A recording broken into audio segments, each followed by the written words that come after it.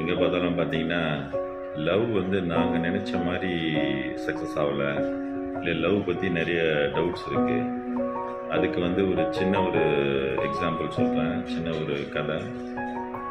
ஒரு ரோஜா பூ செடி இருக்குது. அந்த ரோஜா பூ செடியில் ரொம்ப அழகான ஒரு ரோஜா இருக்குது. ஸோ அந்த அழகான ரோஜா வந்து நமக்கு பிடிச்சிருக்குன்னா அதுதான் நம்ம லவ் பண்ணுறதுன்னு நினச்சிப்போம். அந்த ரோஜாவை லவ் பண்ணுறோம். அப்போ புத்தர் என்ன சொல்கிறாருன்னா, அந்த ரோஜாவை பிடிச்சிருக்குன்னா அந்த ரோஜா செடிக்கு நீ தண்ணி ஊற்றணும், அதனுடைய வேருக்கு தண்ணி ஊற்றணும்.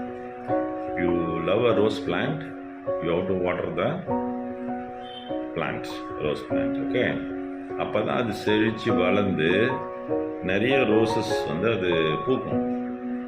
இப்போ என்ன நடக்குதுன்னா, நமக்கு ஒரு ரோஜா செடி ரோஸ் வந்து இருந்துச்சுன்னா, ஒரே ஒரு ரோஜா வந்திருந்தா கூட அதை டக்குன்னு பிடுங்கி கொண்டு போய் அவங்க ரூமில் வச்சுக்கிறாங்க, இல்லை கபர்டில் வச்சுக்கிறாங்க.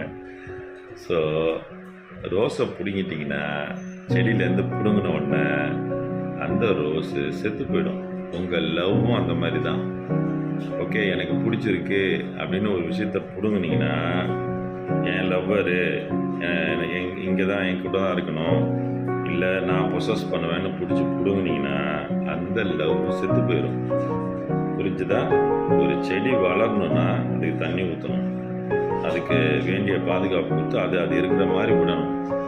இதை தான் புத்தர் சொல்கிறாரு. ஒரு அருமையான பெரிய கதை இது. அதில் ஒரு சின்ன ஒரு ஜிஸ்ட் எடுத்து நான் சொன்னேன். இப்போ உங்களுக்கு புரிஞ்சிருக்குன்னு நினைக்கிறேன். பூவை வந்து உடனே பறிச்சிடாதீங்க, அந்த செடியை பெருசாக வளர விடுங்க, அவங்களுக்கான ஃப்ரீடம் ஸ்பேஸ் கொடுங்க. கண்டிப்பாக உங்களுக்கும் லவ் சக்ஸஸாக இருக்கும். Love you all. பாய்.